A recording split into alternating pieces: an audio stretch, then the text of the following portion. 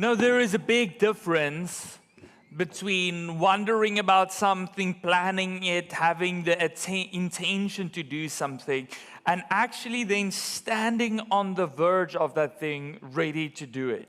Like, there's a difference between the two. You can talk about moving, but selling your old house, leaving everyone behind that you know, and actually moving into a new place, that is hard. Right? We start to talk about a new job, but when we think of saying goodbye to the colleagues or leaving everything we were familiar with and stepping into a place where I feel like a rookie again, that is hard. We know we need to have difficult conversations sometimes, but it's much harder when I think in my head about how it could play out, so then I just push it off and ignore it. So we can plan and we can prepare and we can pray and ask every question we can think of, but eventually there's a moment where the preparation that we have done has to turn into movement. And I think most of us would prefer for God to make everything in life clear before we have to do something. Whether that is a new job or a new direction in your family or your faith or your finances, we would love for God to just make the way clear and say, this is where you're going to go, this is what the result is going to be, and you can just step into it. That would be our preference. But most of the time, God doesn't remove every risk. And God doesn't show us the whole way forward. Most of the time, faith works in the opposite way. God gives us enough light to see the next step forward. And once we take that step, He provides enough light to take another step forward. That is something that I've learned in my own life, and we're going to talk about it today in your own lives, in the context of our church and where we've been and where we're going, how faith is needed. It doesn't mean we eliminate information. It doesn't mean we eliminate preparation. But ultimately, faith is needed to take a step forward for whatever God has been calling us for. For almost 2 years now, we've been planning and we've been praying about this campaign that we call Make Space. And by the way, if you don't know what it is, I'm going to give you a quick overview. But we have a whole page on our website dedicated to Make Space that you can go and see what it's about, but you can also catch up on the previous messages. We started this last year, March, and this is actually number 6 of our Make Space messages. And ultimately what this is about is more than 2 years ago, we said we believe God is calling us to make space for more people to encounter Jesus and build deeper community.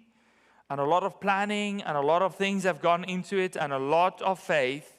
And part of this campaign is we said we wanted to create new kids and youth spaces that can better serve our kids and youth and accommodate more of them. We wanted to create multi-use spaces where people struggling with addiction and people asking questions about faith can do Alpha and can do 12 steps.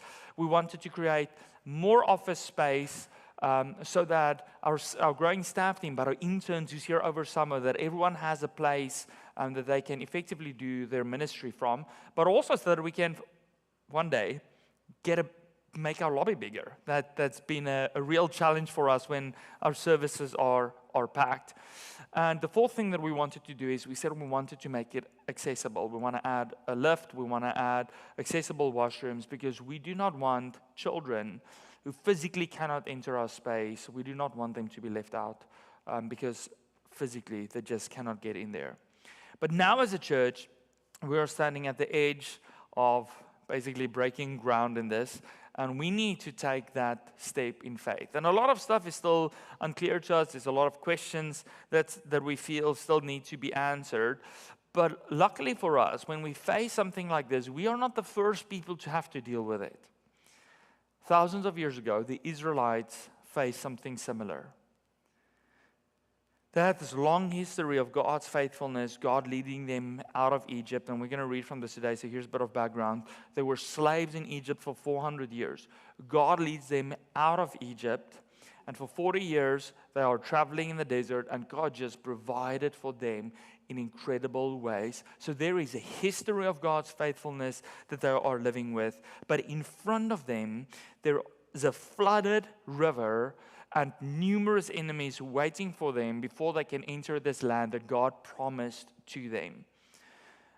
And we're going to read today what they did. But our title today for this message, Making Space, we want to make space to step forward.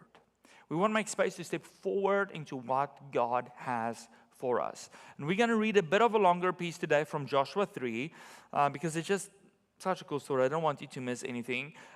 Moses, who led the Israelites out of Egypt, passed away. Joshua's taking over. And if you remember correctly, this would have been a short trip.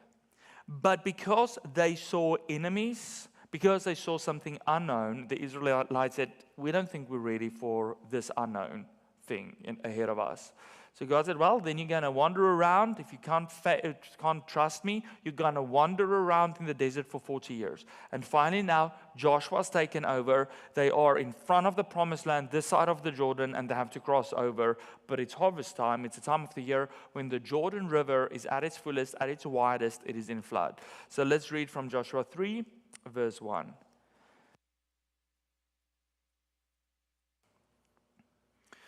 Early in the morning, Joshua and all the Israelites set out from Shittim and went to the Jordan, where they camped before crossing over.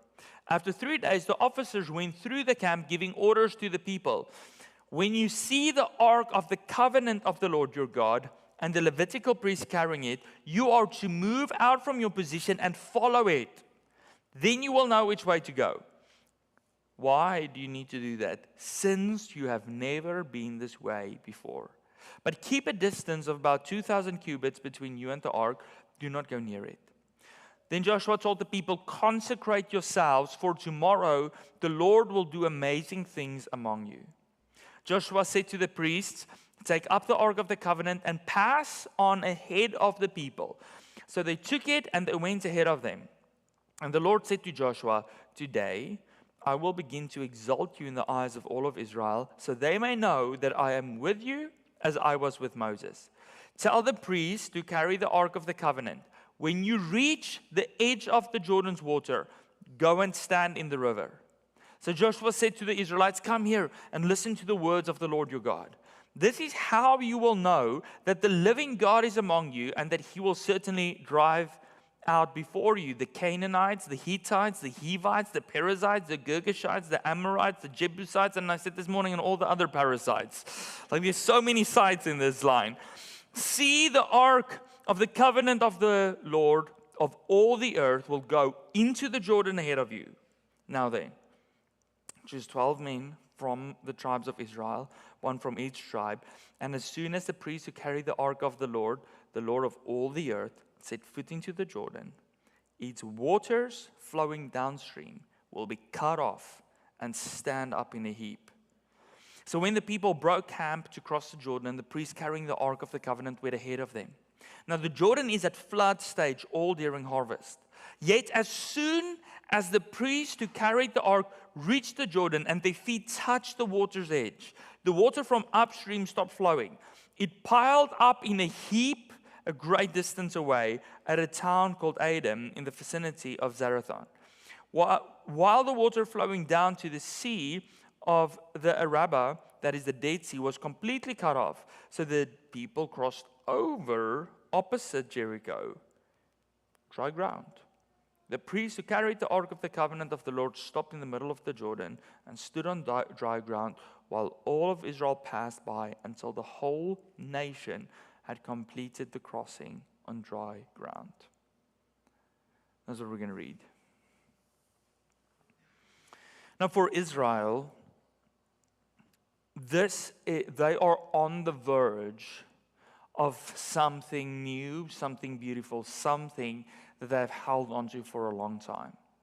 But as we read the story is not without context, right?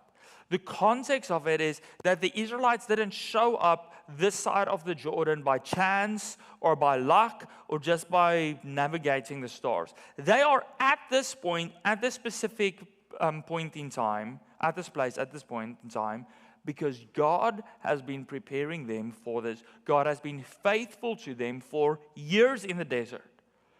A place where they didn't have water, God would make water flow out of rocks. A place where there weren't food, every morning they would wake up and there's manna. There's magical food from heaven. We don't know exactly what it is. And it would spoil after a day. So they would pick it up today. They had food to eat. Tomorrow it goes bad if they try to keep it over. Except on the Sabbath day, when they weren't allowed to pick it up. Then they could pick up and suddenly, on that day, it would last 2 days. Like, it's just over and over, God has been faithful to them, and God is not now suddenly appearing on the picture, but God brought them to this point through years of faithfulness, through years of provision, through years of leading and correction. But although God brought them here, it doesn't take away the fact that they are facing an unknown. In fact, in verse 4, it very clearly tells them, you're going to follow the ark. Why? Because you do not know where to go. Because you have never been this way before. They're going to enter a country. They're going to enter a place that they've never been in before. And the moment that we face something where we've never been before, a situation that we haven't faced before, even a place that we haven't been before, it fills us with fear. It fills us with uncertainty and anxiety. In fact, the previous time when they were at a similar point, they sent spies into this country, and they came back, and when they gave the report, 10 of the spies said, there's no way we can take these people on.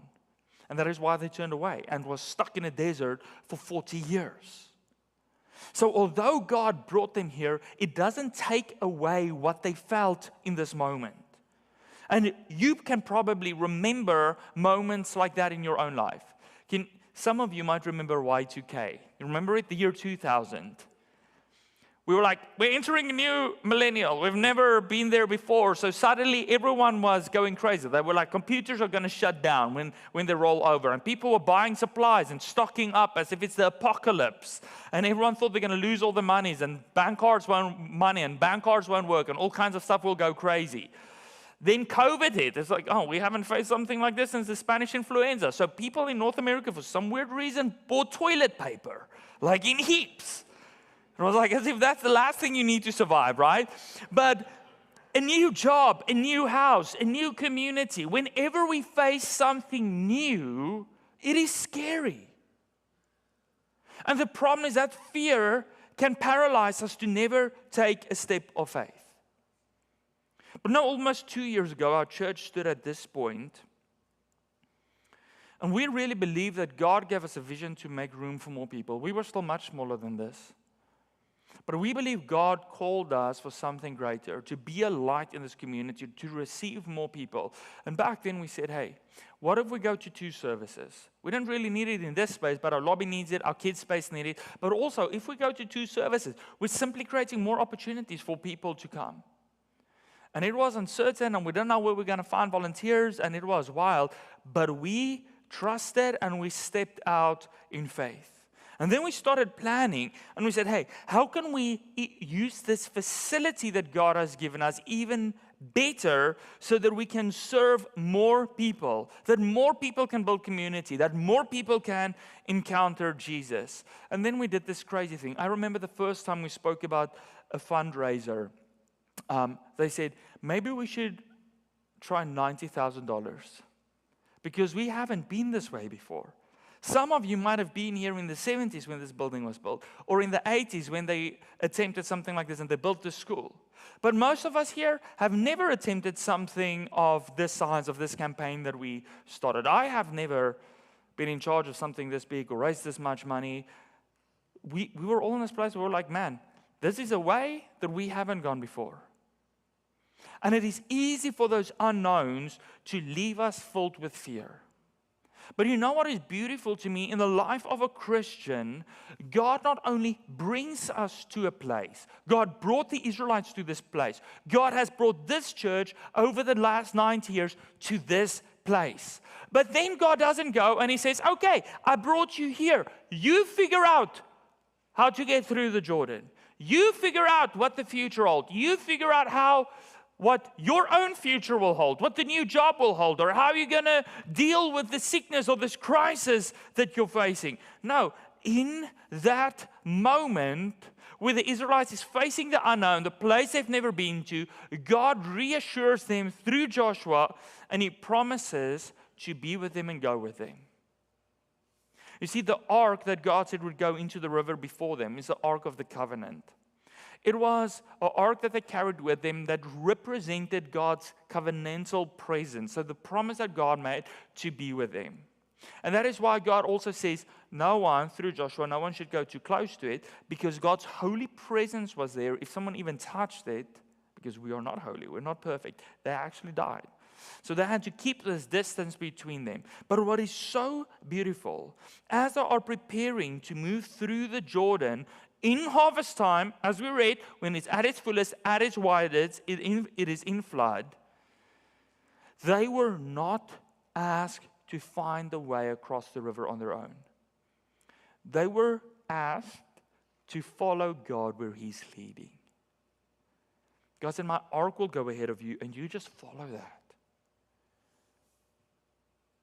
And just as God saved them from Egypt, and they were standing at that Red Sea, not knowing where to go, God made a promise that God would again do a miracle and make a way for them where there is no way.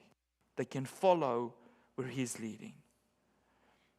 The ark entered the river before the people, and God's presence with His ark moves ahead of them. And what is interesting to me that I want you to hear today, especially maybe if you're facing some uncertainty, some struggle, some obstacle in your own life, God doesn't always remove the obstacles.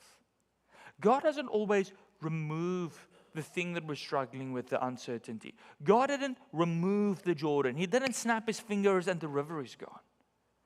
God promised that He would be with them as they go through it. So God doesn't always remove obstacles before we reach it, but He does promise to meet you in it. He does promise to lead you through it, whether it's sickness you're facing, whether it is a financial crisis you're in, a marriage problem you're facing, a new job that you're contemplating. God is like, hey, I'm not going to remove all uncertainty, but I will not let you go through it alone. Now, as a church as well, we face so many obstacles as we started planning for this campaign. But what is beautiful to me, when I read about God going ahead of the Israelites here in Joshua, it's not just something He did thousands of years ago. We have seen God do the same thing here. We've never been this way. And God connected us with the most incredible people that helped us to figure out, how do we drive this campaign forward? How do we do it in a way that is true to us as a church and not just copy something from somewhere else? But as we're even preparing for this campaign, we're like, hey, this basement has had an issue for years that it's taking on water, because there used to be a pond. And it took on water. And before we even started planning to fix it outside, these people show up and they're like, hey, we want to test where your stormwater is going, because they want to do new developments, but they need to get stormwater out of sewers. So they finally find that some of our water is going into the sewers. They say, hey, we will redirect it, but we know you've got a problem with the basement leaking, so we will fix it for you first. And suddenly $250,000 project is finished and it costs us nothing. And we just approved some money to try to fix the problem. God was like, I've already sorted it before you even thought of it. And then we started this campaign, and we started talking about raising $1.6 million. And even our advisor said, man, like that is a really high number for the size of our church back then. And in a little more than a year, we've already had $1.1 million pledged. And then we got to this point where we are now a month or so away from building, and they're like, we asked them, we wanted to start in the summer, and our permits are still not in with the city. And we're like, oh, this is not going to work. We've been through the permit thing. It takes months. They submit the permits. City's like, we need some changes. They make their changes. They resubmit them. In that whole process, in a week and a half, that happens, and our permits were approved. They say they have never, this is a very big company, they have never seen permits approved this fast. Then we started saying, okay, we have this gap, so we need to have this loan to bridge the gap that we have as they're building. And we got some amazing Christian lenders that said they were willing to work with us. The day that our church members voted on that, next day someone knocks on my door and we get an incredible opportunity for a loan that costs us way less than any bank or any Christian lender would cost us. So God has been going ahead of us. And we've been saying, God, we want to create space for more people. And you know what happens when we are faithful? Then God supplies in our needs. In this last year, March, we launched this. In that same time period, in 2025, our average attendance in our church grew by 14%. And that is incredible because that is the rate that growing churches in America grow by. That is not normal even for Canada. But we saw 14% growth. And here's the thing. What was one of the main things that we wanted to do? We said we are super big on the next generation, and we want to make sure that they have a space where they can encounter Jesus and build community. In that same year, our kids' church grew 29%. And our new visitors grew 38%. We had over 400 people last year complete the connection card. We said, God, we want to make space. And God said, as long as you make it, I will fill it. And He's been doing it. So many uncertain things. But we have seen God again and again show up, bringing us to a place, but then showing up and going ahead of us, making a way where we didn't even see a way forward. God's faithfulness behind us gives us courage for what is ahead.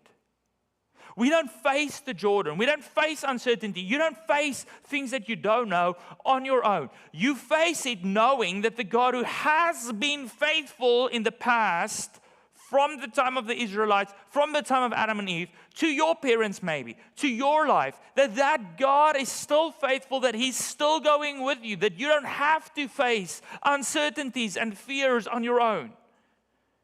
And we have never been at this point. And maybe you have never been at the point where you are in your life, but we are not here by accident, and you are not here by accident.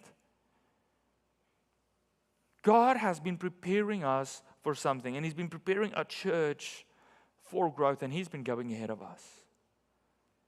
And when I think about our church, I don't believe that it is just luck. I don't believe it's just human competence. We have incredible staff and leadership team who's very competent. But I don't believe it's just luck or human competence.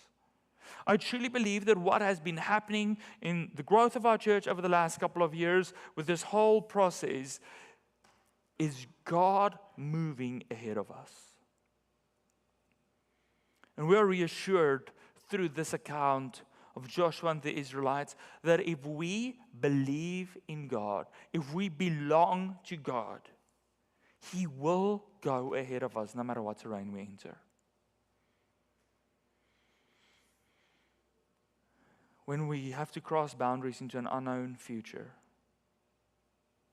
when you have to cross a boundary into something that you're uncertain about tomorrow, the same God who brought the Israelites through the Red Sea, the same God who brought them through the Jordan River in flood, is the same God who will be with you. But there are, however, two things that I believe we need to do in order to follow God where He's already leading.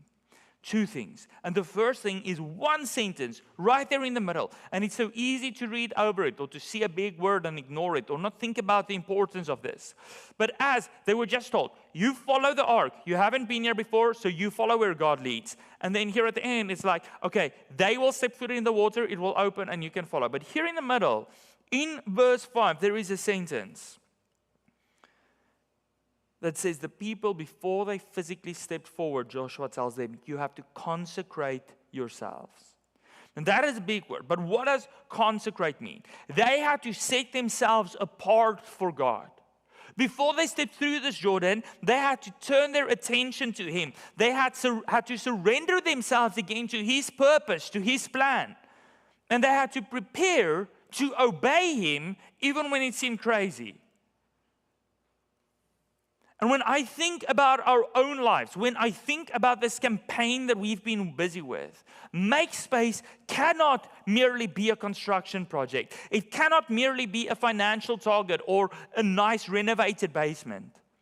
Ultimately, whatever is happening in our lives and in the life of this church, ultimately, before we build a building, before we move to a new job, before we attempt something that scares us, we should ask, is my spiritual life ready? Am I at a place where I can follow God and do this for His purposes?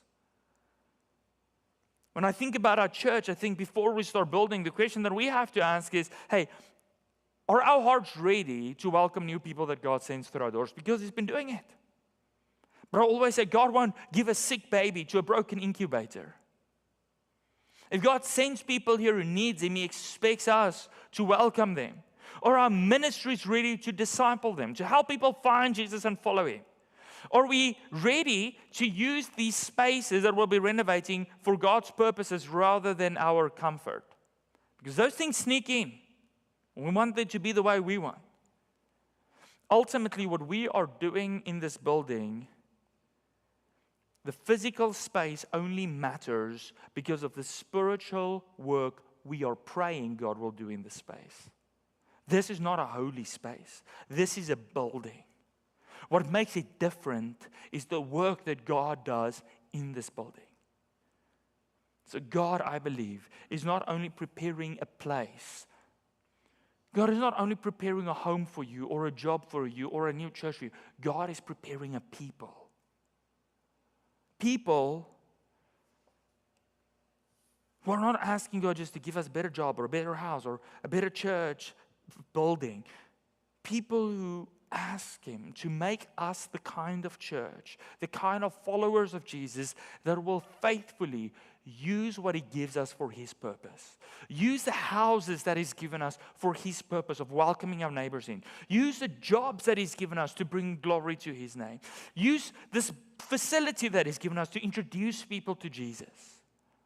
The families that we're in, to be the godly fathers and godly husbands and godly mothers and wives. What does God want to do in your life? Not just through your life, but in your life. See, first, if we want to follow God where He's leading, we have to prepare our hearts spiritually. But the second thing then is, faith has to still step into the water. Our hearts can be prepared. They consecrated themselves. And the priest heard that God said, if you step foot in that water, it will open. They have seen God done this before. But you know what the before looked like? Moses went to the edge of the water. He held out his staff and the Red Sea opened. They're like, we can see the dry ground. We can walk through it. This time, God doesn't do that. He says, okay, you see that river that's in flood? You have to set your foot in it. And I think there was a fight. Who's carrying the front of the ark and who's carrying the back? Because the guys at the back were like, if the guys in the front go, we can still let go. We're still safe. But can you imagine being at the front, this river is in flood, and God is like, you have to put your foot in the water before it will open. They knew the promise. But the river did not stop while they remained safely on the bank of the river. Now, in my own life, I've seen God do both. But I think the Moses account happens not that much. Where God shows us the complete way, where God makes it so obviously clear and opens so many doors for us that we can just follow Him and just go through it. Most of the time, God says, I will place a burden in your heart and I will give you a direction, but you have to set your foot in the water. And the last couple of weeks, I've been talking about our own journey to Canada, because in October it will be 5 years. And I cannot believe it's been 5 years. It feels like so long ago, but also just like yesterday. But it was in 2021, October, that we came to this church in COVID. And because of that, like we were so certain. And the people, the elders and the interview team, they were also certain that this is what God wanted, that He wanted us to come here. But you know how scary it is to go to a country you've never been to people that you cannot visit because of this weird disease?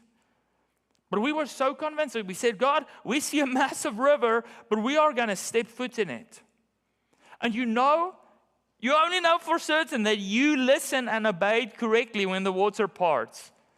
And we were here about 2 months, and my dad called me and is like, so what do you think? And I'm like, I honestly don't know. It's COVID. I don't know who's in this church and who's not. I don't know if those Canadians shake hands or hug, or do they just like kind of wave at each other? Like, I don't know what is Canada and what is COVID. Like, it's weird, right? Because I don't know this culture, and you see this new version of cultures that are developed because of it.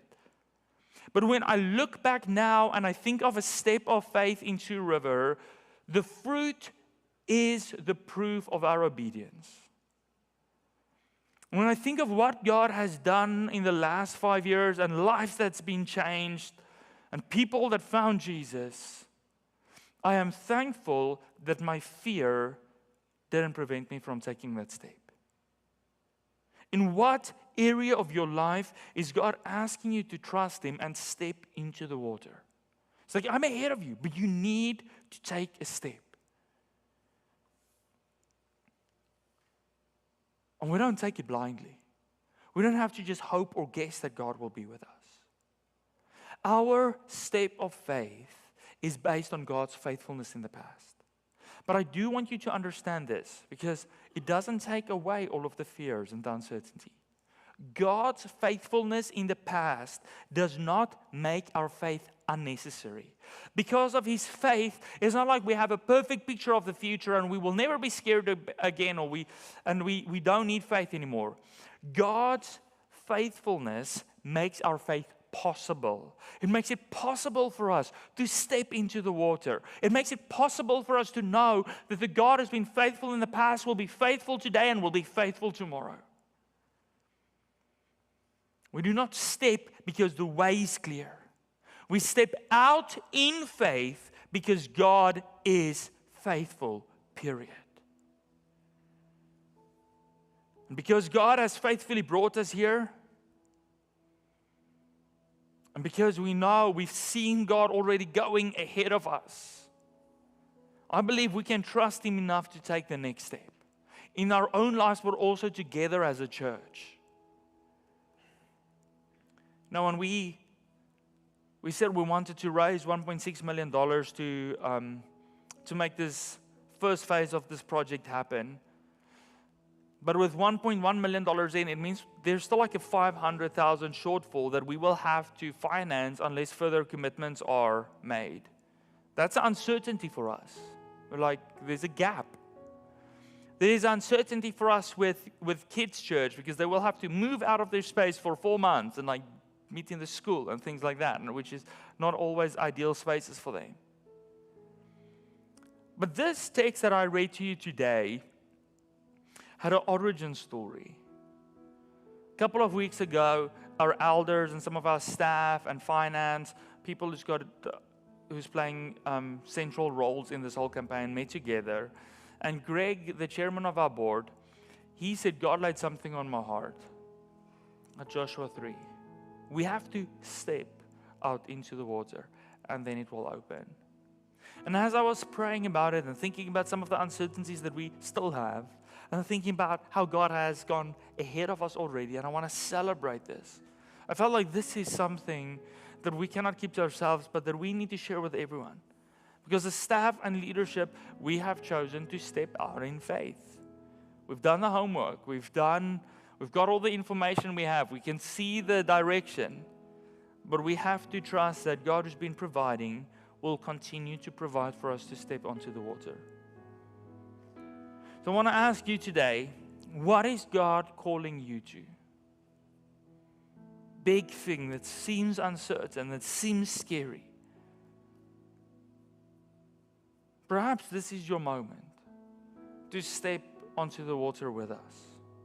Not because we have certainty about every detail, but because we trust that God is going ahead of us. And I don't know what that looks like for you in your personal life. You can ask that question yourselves. But what I do know, when we are talking about make space and the vision that God has given us, for most of us to step out onto the water, it at minimum means that we consecrate ourselves. That we start praying, preparing our hearts, that we start praying for our community around us that doesn't know Jesus, that we're creating space for. That we start praying for people walk through these doors to encounter Jesus. It means that we start welcoming newcomers and we don't just speak to the people we know and love. It means that we start serving. For 2 weeks we spoke about being the hands and the feet of Jesus. That we start speaking about our faith in everyday conversations. But for some of us, this step of uncertainty might be to continue to fulfill your pledge faithfully. Because our whole campaign is built on the pledges we've made, and if you do not see through to the end, it leaves us with a different picture. For some of us, it might be completing a pledge sooner, as our construction will probably start in about a month. And for some of us, it might be making a pledge for the first time, to say, I want to step into the water with this church. I want to move with them as we seek to change the community around us and make space for them. So our goal for this campaign is $1.6 million above and beyond our general giving by the end of 2026. And there's still a 500,000 gap, but we have 120 families in. And there's still many families that call Grace home. So when I think of that number, it seems so big, but I realize when we all jump in together, it is not that hard. If you want details, you can head over to our website, gracechurch.ca, and you can click at the Make Space tab at the top, or you can just type in gracechurch.ca/make space. And on it, you can find all of the information about what we want to do, why we're doing it. You can watch videos about it. You can catch up on the previous messages that we've been part of. And then you can also find the pledge form there. So what is your next step? Let's continue to pray, ultimately, that this project, this campaign, will not just be about a building or about a number, but that it will be about serving God's mission here in Newmarket. Let's pray.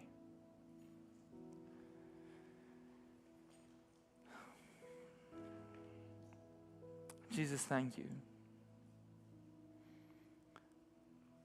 That as we face uncertainties in life, as we face things that scare us because we do not know what the next step might hold, that we can step with boldness and in faith. Because we know that the God who's been faithful in the past, the God who's been with us, the God has seen us through hard things, is still with us. And the God who opened the Red Sea and the God who heaped the water of the Jordans up is a God who's still working today. And God, for our own lives, we hold on to that. For us as a church, we hold on to that. We thank you that you're going ahead of us. But I also pray, God, that as you make a way for some of the physical things we need, will you do a new work in our hearts? Prepare us for what you want to do. Prepare us to join you boldly wherever you lead. And I pray that ultimately, God, everything we do as your followers, everything we do as your church, may it bring glory and honor to the name of Jesus Christ. We pray it in your name. Amen.